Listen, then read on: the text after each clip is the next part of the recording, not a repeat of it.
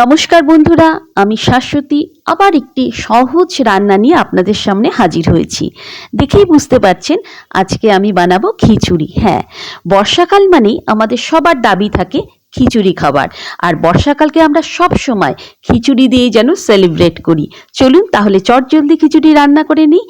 এর জন্য আমি নিয়েছি গোবিন্দভোগ চাল আর মুগ ডাল, দুটোই আমি সমপরিমাণে নিয়েছি।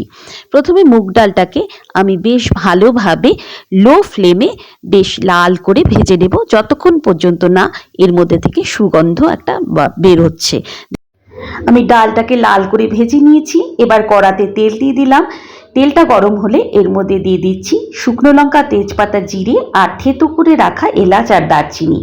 এই সব মশলাগুলোকে আমি একটু হালকা লাল করে ভেজে নেব। এবার এর মধ্যে দিয়ে দিচ্ছি আগে থেকে কেটে ধুয়ে রাখা আলুটাকেও আমি আস্তে আস্তে লাল করে ভেজে নিলাম। আলুটা ভাজা হয়ে গেলে এর মধ্যে দিয়ে দেব এবার চাল আর ডালটাকে আমি ধুয়ে জল ঝরিয়ে রেখেছিলাম। চাল আর ডালটা এই আলুর সাথে আমি আস্তে আস্তে লো ফ্লেমে ভাজতে থাকবো।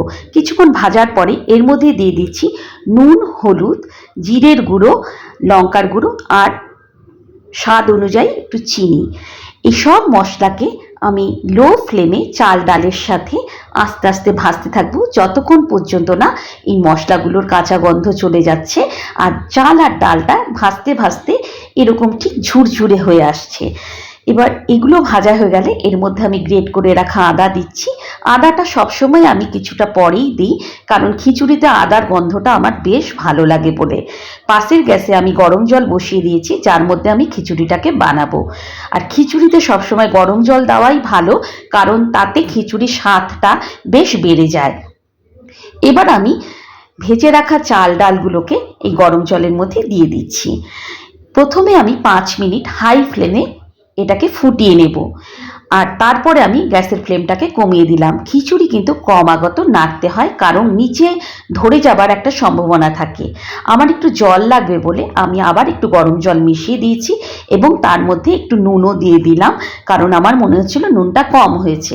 খিচুড়ি আমার রেডি হয়ে গেছে, প্রায় তো শেষের পথে রান্নাটা। এবার আমি এর মধ্যে দিয়ে দিচ্ছি চিড়ে রাখা কয়েকটা কাঁচা লঙ্কা। আমি এটা সুগন্ধের জন্য দিই, লঙ্কার গন্ধটা বেশ ভালো লাগে। এবার আমি দিয়ে দিচ্ছি 2 চামচ ভরে ভরে ঘি ছাড়া কিন্তু খিচুড়ির স্বাদ আমার মনে হয় অসম্পূর্ণ থাকে। আমার রান্না কমপ্লিট। আপনাদের কেমন লাগলো চটজলদি আমার এই খিচুড়ি রান্না?